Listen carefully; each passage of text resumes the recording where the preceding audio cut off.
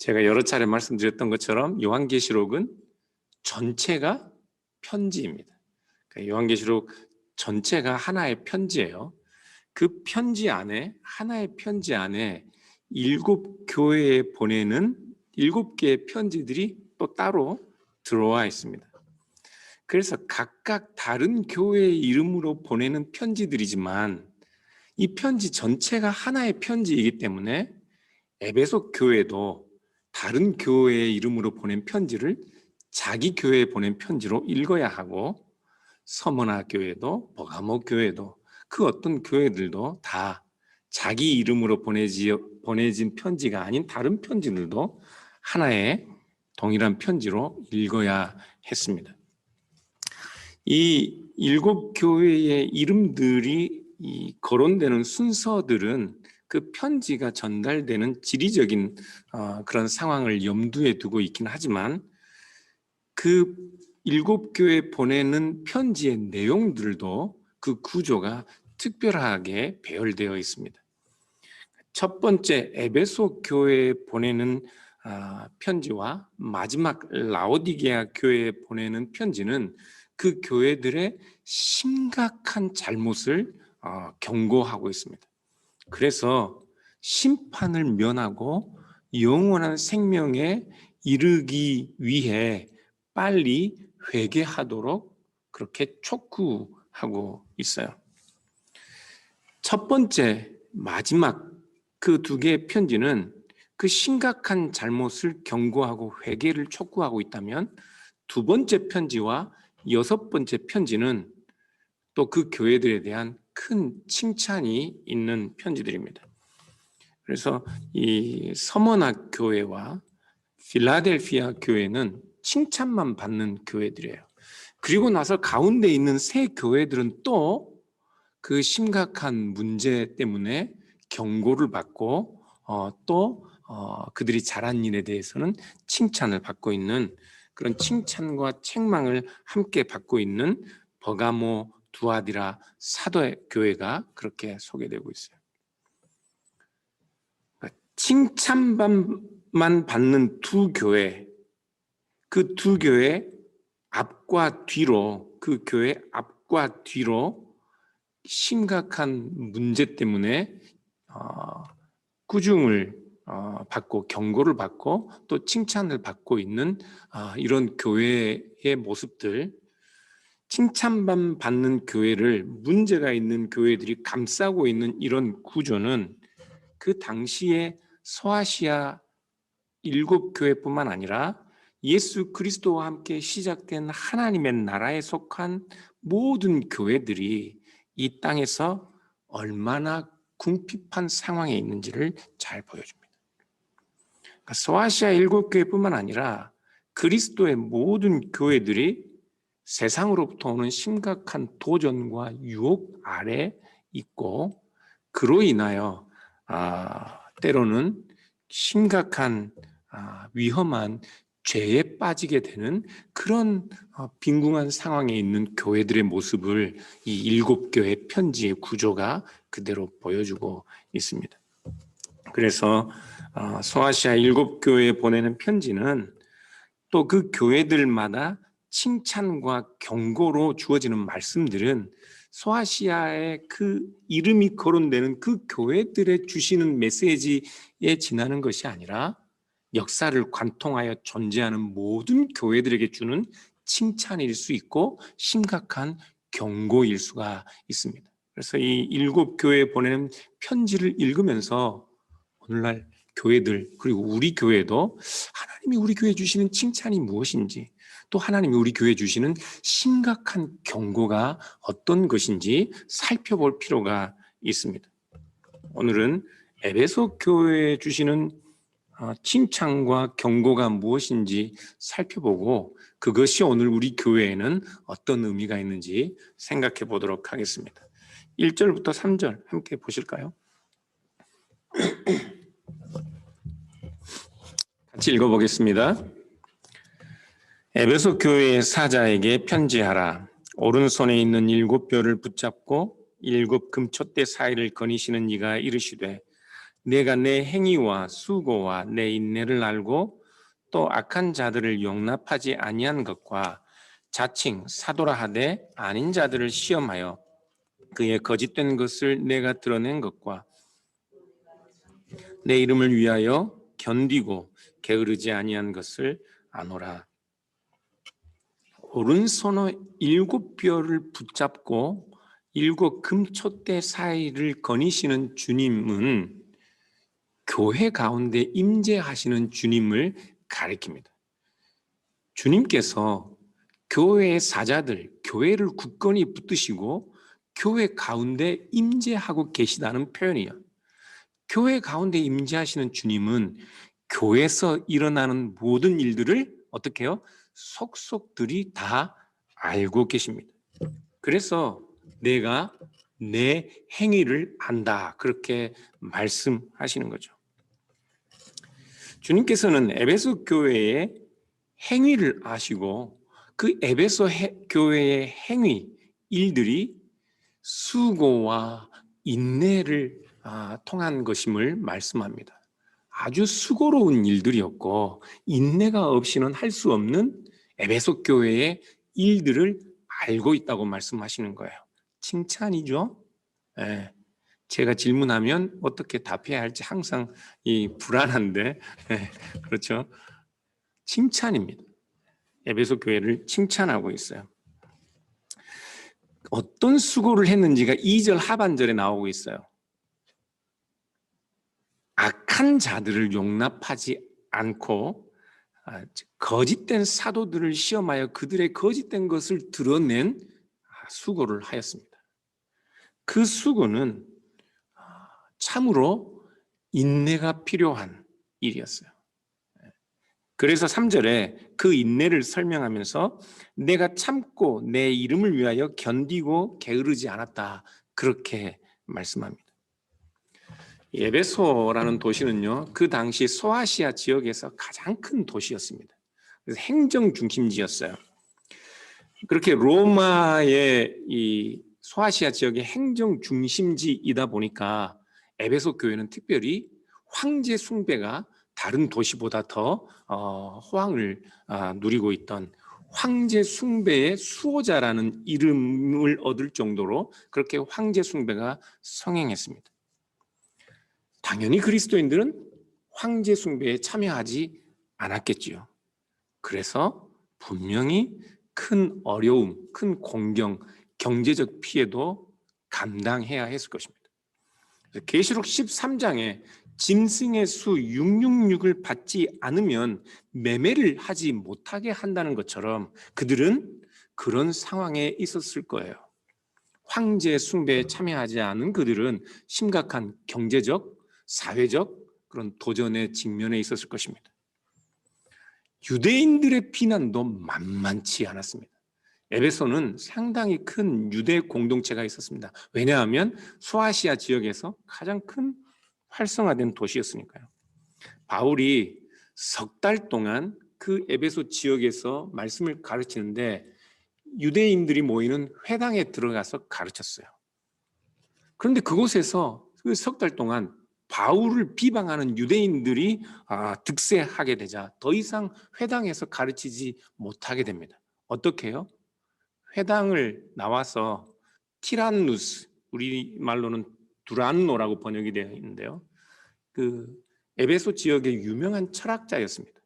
그 티란누스가 가르치던 이 서당이라고 되어 있는데 그런 학당, 그런 개인적인 장소에 가서 복음을 2년 동안 전합니다. 두란노 서원에서 가르쳤다, 그렇게 말씀하고 있죠. 그런데 바울이 그 두란노 서원에서 2년 동안 복음을 열심히 가르친 일로 인해 유대인들과 헬라인 많은 사람들이 주님을 믿고 따르게 되었습니다. 문제는 이 도시는 아데미 여신 숭배가 아주 발달해 있던 곳인데요. 그곳에 이 데메드리오라는 은장 수공업에 종사하는 사람이 있었는데 이 사람이 이 아데미 여신 조각상을 가공해서 그것을 팔면서 큰 돈을 벌었는데 그 일에 종사하는 많은 직공들이 더불어 많은 돈을 벌고 있었어요. 그런데 두란노 소당에서 이 바울이 가르친 내용이 무엇이었습니까? 손으로 만든 우상은 진짜 신이 아니라는 것을 가르쳤어요. 그러니까 많은 헬라인들이 바울을 쫓다 보니 더 이상 데메드리오가 만드는 그 은으로 이 조각된 그 우상이 팔리지 않는 거죠. 데메드리오와 그에게 빌부터 적지 않은 수입을 얻던 이 사람들이 큰 경제적 낭패를 보게 되었습니다. 그래서 어떻게 해요? 이 사람들이 에베소 도심지에 모여서 에베소의 이 아데미어 하고 소리를 지르면서 난동을 부립니다. 몇 시간 동안. 그리고 바울의 동료들까지 잡아다가 이 에베소의 아데미어 하고 시위를 하는데 결국 그 서기장에 의해서 해산이 되기는 합니다만, 그렇게 이 에베소 교회는 황제 숭배와 이 아데미 여신 숭배가 아주 극도로 성행하고 있던 도시였습니다. 그 일에 종사하는 사람들의 힘도 도시를 쥐락펴락할 정도의 힘을 가지고 있던 그런 상황이었습니다. 그런 상황에, 그런 도시에서 믿음을 지킨다는 것 쉬운 일 아니었죠. 정말 수고로운 일이었을 것입니다. 뿐만 아니라 진리를 지키고 증거하는 일, 믿음을 지키기도 힘든데 교회의 진리를 지키고 옳고 그름을 분별하고 거짓된 사도들의 거짓을 드러내는 일, 정말 쉬운 일 아니었을 거예요.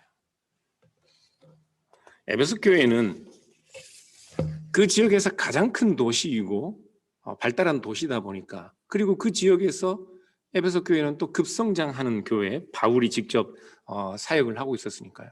많은 사람들이 몰려들었겠죠. 그 많이 몰려든 사람들 중에는 거짓 이단들도 있었고, 불건전한 생각을 가진 사람들, 못된 이교 철학과 생활 습관에 젖어 있는 니골라당들, 그들이 자칭 자기들을 사도들이라 그렇게 주장하는 사람들도 교회에 들어오게 된 것입니다. 계시록 2장 14절 15절을 보시면 이 니골라당에 대한 짧은 설명이 나오는데, 이 니골라당의 정체를 학자들도 분명하게 잘 설명하지는 못합니다. 그런데 14절 15절을 보시면 2장, 그들은 발람의 교훈을 가르쳐서 교회를 잘못된 길로 인도하여 우상 숭배에 빠지게 하고 우상의 재물을 먹게 만드는 사람들이라고 그렇게 설명되어 있습니다. 그들은 믿는 것과 행함, 믿음과 행함은 다른 것이라고, 별로 관계가 없는 것이라고 그렇게 가르쳤던 사람들입니다. 우상의 재물을 먹고 우상의 예배에 참여해도 예수님 믿을 수 있다고 그렇게 가르쳤던 사람들이에요. 사도행전 20장 29절을 보시면요, 바울이 에베소를 떠나면서 이런 상황을 염려하는 내용이 나옵니다.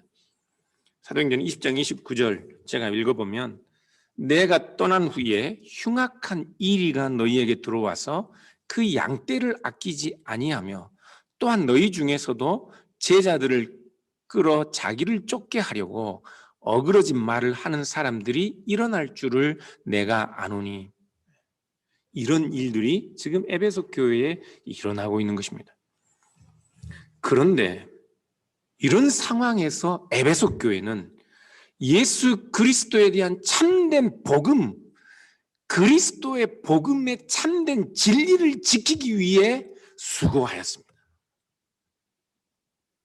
그들에게는 쉼 없는 열정이 있었습니다.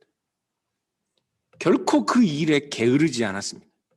그래서 교회에 들어온 거짓 사도들, 거짓된 교훈들을 시험하여 그들의 거짓된 것을 드러낼 수 있었습니다. 버가모 교회는 그 다음에 나오는 교회잖아요.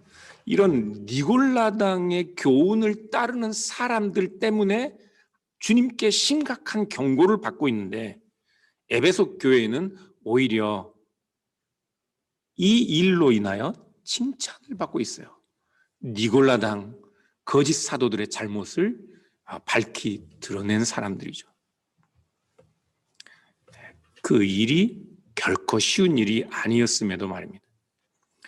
당시에 사도들 그러면 누구나 다 알았습니다. 그런데 누구나 다 아는 예수님의 제자들과 사도 바울 이외에도 사도들이라는 호칭으로 활동하던 몇몇 사람들이 있었는데 아마 에베소 교회에 들어온 사람들이 자기들이 그런 사도들 중에 한 사람이라고 그렇게 주장했을 거예요. 그런데 실제로 그들이 사도들이라면 당연히 교회 성도들은 그들의 말씀을 따르고 그들의 권위를 순종해야 했겠죠. 그러나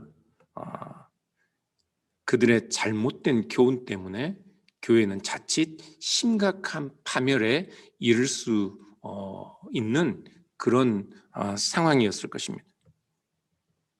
에베소 교회는 그 거짓된 사도들, 사도라는 거짓된 권위에 자신들의 거짓된 진리를 감추고 있는 그들의 잘못, 그들의 오류를 분명하게 밝혀낼 수 있는 실력을 가지고 있었고 그 일을 정말 중요하게 여겨서 게으르지 않았습니다. 그래서 마침내 그 잘못된 것들을 바로 잡을 수 있었습니다. 그래서 에베소 교회는 이 요한계시록이 기록되고 사도 요한이 죽고 난 이후에도 이 교부들의 편지를 보면 한참 동안 바른 정통 교리와 진리를 지키는 그런 대표적인 교회로 그렇게 거론이 되고 있습니다. 진리를 분별하는 것, 그 진리를 지키고 보존하는 것, 그냥 되는 일 아닙니다. 정말 수고로운 일이고 게을르지 않아야 하는 그런 부지런함, 그런 열정들이 필요한 일입니다. 오늘날 대부분의 사람들이 신앙을 그냥 단순하게 믿는 것으로 생각합니다. 내가 믿는 것으로 생각해요. 나만 잘 믿으면 되지. 그래서 우리 교회가 또 모든 교회들이 함께 신앙 고백하는 내용에 대하여 관심이 없습니다. 나만 하나님 예배하면 되지. 우리가 함께 예배하는 신앙 고백하는 찬양하고 경배하는 그 하나님에 대하여 알지 못해도 답답해하지 않습니다. 배우려고 하질 않아요. 그래서 실력이 없습니다. 교회에 거짓된 진리가 판을 치고 거짓된 권위에 자신들의 거짓된 그런 주장과 거짓된 가르침들을 감추고 있는 거짓된 교사들에게 쉽게 농락당하고 현혹됩니다. 성경이 무엇을 말하는지, 우리가 마땅히 믿어야 하는 내용, 마땅히 어떻게 살아야 하는지 성경이 무엇을 가르치고 있는지에 대한 열정이 없어요. 열정이. 이런 시대에 진리를 말하는 것 쉽지 않죠. 모든 사람들이 신앙을 쉽게 생각하는데 우리처럼 머리에 수요일마다 쥐나는 경험을 여러 번 해야 되는 거예요. 쉽지 않아요. 남들이 한번 생각해 보지도 못한 질문들 때문에 내가 고민을 해야 되고 평소에는 쓰지도 않던 머리를 써야 되고 쉽지 않죠. 평소에는 읽지 않던 성경들을 읽기 위해 자리에 진득이 30분 이상을 앉아 있어야 하고 지금까지 생각해 보지 않던 하나님의 존재에 대해서 깊이 생각하고 무릎을 꿇어야 하고 과연 내가 무엇을 믿어야 하는지 내가 배운 그것을 내 삶 속에 실천하기 위해 노력하는 것 쉬운 일은 아니라고요. 이런 일에 열심을 가지면 때로는 사람들은 우리에게 너무 따진다고 욕을 할 수도 있을 것입니다. 쉬운 단순한 믿음을 너무 복잡하고 어려운 것으로 만든다고 우리를 비아냥할 수도 있어요. 그렇지 않습니까? 오늘날 복음이라는 것은 만몬주의, 물질주의, 물량주의로 대치되고 있습니다. 그러니까 진리가 무엇이든지 교회가 무엇을 가르치든지 사람이 많이 모이고 교회가 큰 빌딩 지으면 거기에 진리가 있는 것으로 여겨지고 있는 시대라고요. 이단 사설과 온갖 잡다한 신학들에 오염된 그런 교회들이 등장하고 있고 그런 선교단체들이 활개치고 있고 이단들, 유사 기독교가 오히려 그 교회 외형적으로 보이는 큰 규모들 때문에 세상에서 마치 교회를 대표하는 것처럼 그렇게 보이고 있는 그런 상황입니다. 반면에 진리를 말하고 머리와 마음을 아프게 하며 공부하는 교회들은 그렇게 세상에 드러나 있지 않습니다. 그러니 어렵죠. 교회도 목사도 좀 드러나고 싶어 해요. 그렇잖아요. 그런데 이 일이 우리를 드러내는 일이 아니기 때문에 더 어렵습니다. 이런 시대에 에베소 교회와 같은 교회는 정말 필요합니다. 우리 교회가 에베소 교회가 받는 칭찬을 계속 받을 수 있으면 좋겠습니다. 진리와 비진리, 복음과 유사복음, 정통과 이단, 이거 분별할 수 있는 실력을 가진 성도들이 있어야 합니다. 교회들은 그런 성도들을 길러내는 일에 게으르지 않아야 하고요. 그런데 이렇게 모범적이고 이렇게 반듯한 정통적인 에베소 교회에 그리스도의 이름을 위하여 핍박을 견디고 그 일에 있어 전혀 지치지 않는 진리를 지키고 분별하기 위해 게으르지 않았던 이 교회에 심각한 문제가 있었습니다. 그래서 주님께서 내가 만일 그 잘못을 고치지 않으면 교회라는 촛대를 옮기겠다고 심각하게 경고하는 그런 에베소 교회의 잘못이 있어요. 그 내용이 4절, 5절에 나옵니다. 같이 한번 보겠습니다. 같이 읽겠습니다. 그러나 너를 책망할 것이 있나니 너의 처음 사랑을 버렸느니라. 그러므로 어디서 떨어졌는지를 생각하고 회개하여 처음 행위를 가지라. 만일 그리하지 아니하고 회개하지 아니하면 내가 내게 가서 내 촛대를 그 자리에서 옮기리라. 처음 사랑을 버렸습니다. 그것이 얼마나 심각하고 중요한 일이면 회개하고 그 처음 사랑을 회복하지 않으면 교회의 촛대까지 옮기겠다는 심각한 경고를 하고 계실까요? 도대체 이 처음 사랑이란 것 무엇일까요? 에베소 교회에 예수님을 처음 만난 사람들처럼 눈물 콧물로 소리를 지르면서 방 안으로 뜨겁게 기도하는 사람들이 없었기 때문일까요? 에베소 교회에 그 진리를 지키기 위해 뜨거운 열정으로 게으르지 않았던 그 교회에 주여 주여 부르며 주님 사랑합니다, 주님 사랑합니다 뜨겁게 소리 지르며 찬양하는 예배가 없었기 때문일까요? 네? 그래서 주님께서 촛대를 옮기겠다 경고하고 계신 것일까요? 에베소 교회에 주시는 촛대의 경고는 교회와 성도들이 세상을 비추는 빛으로 드러나는 그 일에 성공하지 못하고 있기 때문에 그렇습니다. 우리 안에 진리가 있다면, 우리가 하나님을 바르게 안다면, 마땅히 어떻게 살아야, 어떻게 행해야 할지를 바르게 알고 있다면 당연히 그 진리가 이 세상을 밝히는 빛으로 드러나야 할 것 아니에요? 아는데 행함이 없는 거예요. 사랑해야 하는데 그걸 아는데 사랑하지 않는 거예요. 지금 처음 사랑이라는 것은 하나님에 대한 이야기는 하고 하나님을 알고 하나님의 진리를 사랑하는데 사람들을 사랑하지 않는 거예요. 사람들을 향하여 그 사랑을 표현하지 않는 거라고. 사람들과 성도들을 향한 사랑이 메말라 있는 것입니다. 에베소 교회는 거짓 사도들의 잘못된 신학과 오류와 이단들을 향한 경계심을 늦추지 않았습니다. 그러다 보니까 교회가 점점 어떻게 돼요? 전투적이고 논쟁적이고 싸움에 능한 교회로 되는 거예요. 진리는 있는데 싸움이 있는 교회가 되는 거라고요.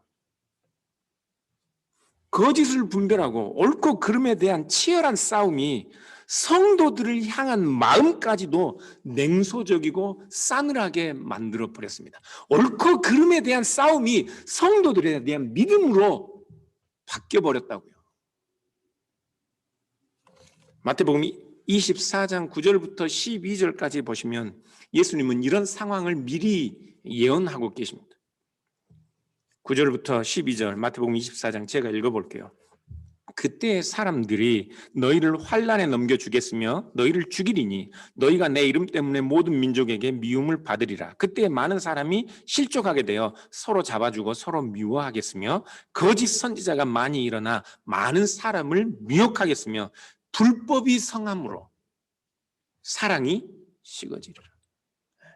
교회에도 세상에도 교회에도 그 불법 때문에 사랑이 식어집니다.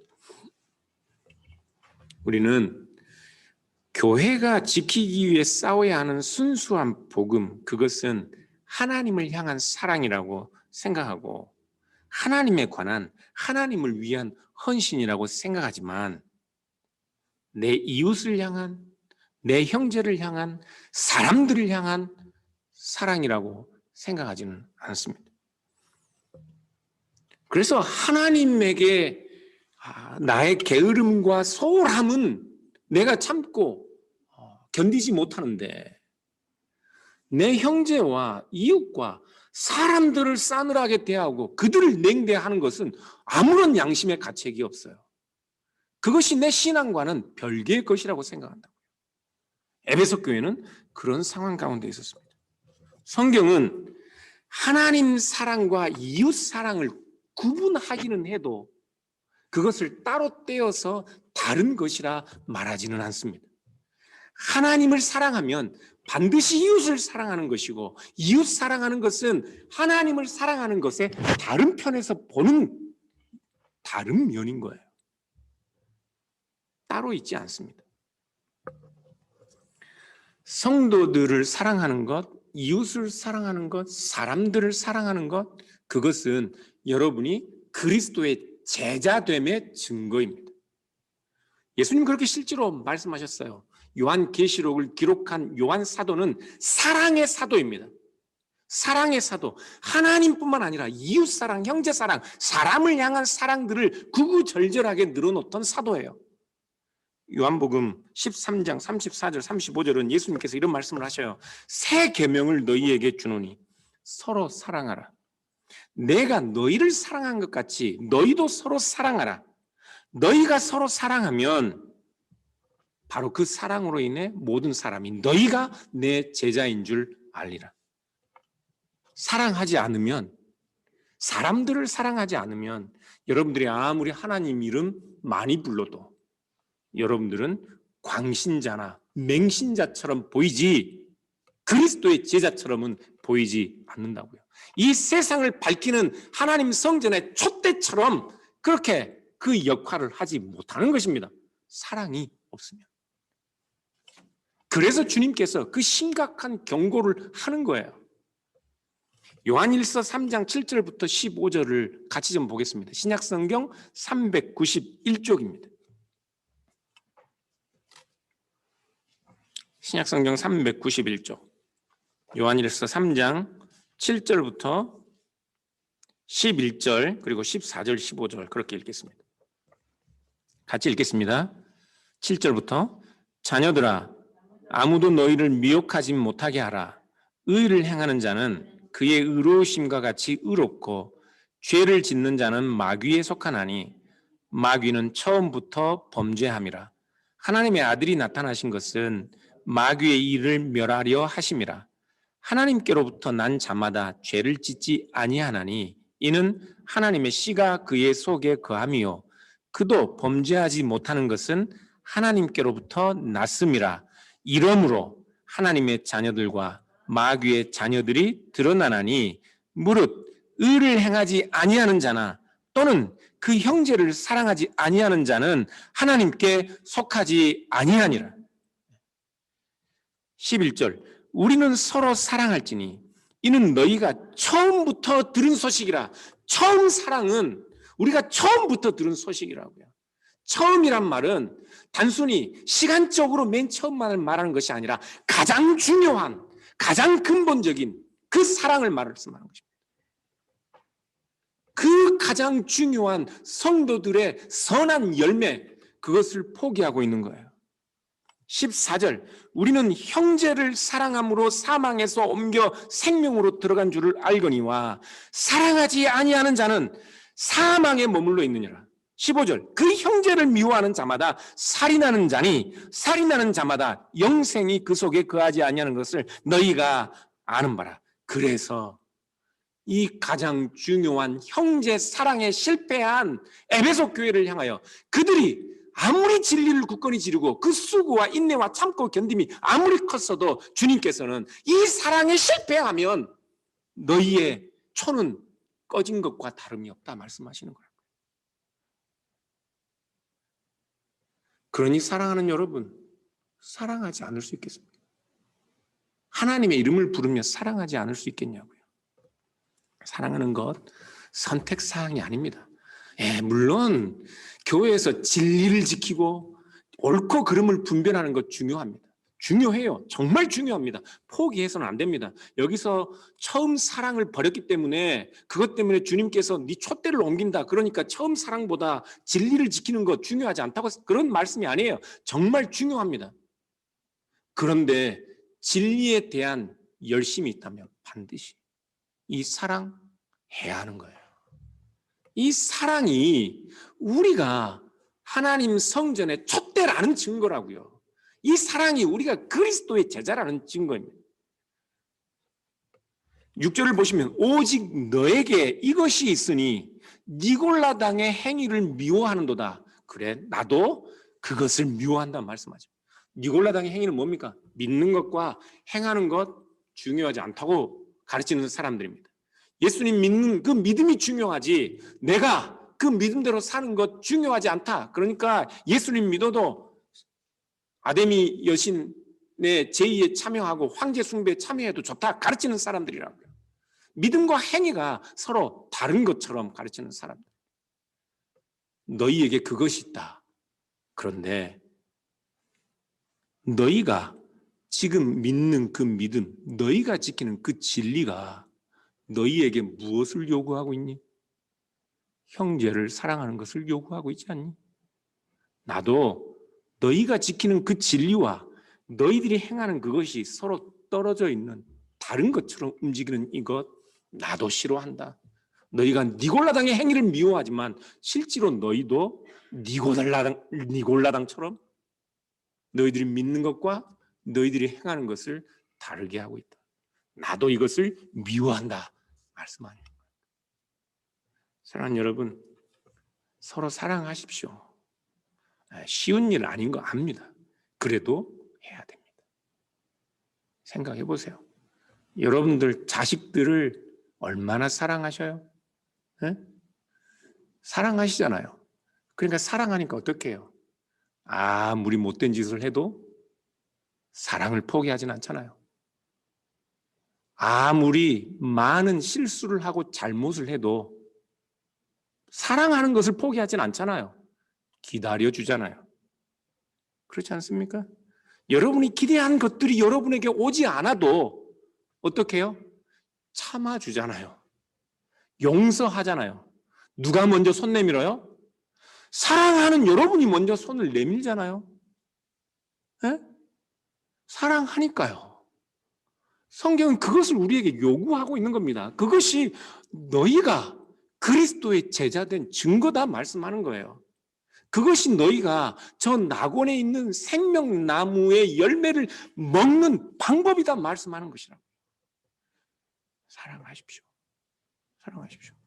우리뿐만 아니라 사람들을 사랑하십시오. 사람들을 오래 참아 주십시오. 기다려 주십시오. 용서해 주십시오. 먼저 가서 손을 내미십시오. 그러면 여러분이 하나님이 주시는 달콤한 생명나무의 열매를 저기서뿐만 아니라 지금 여기서도 맛보게 되실 것입니다. 기도하겠습니다.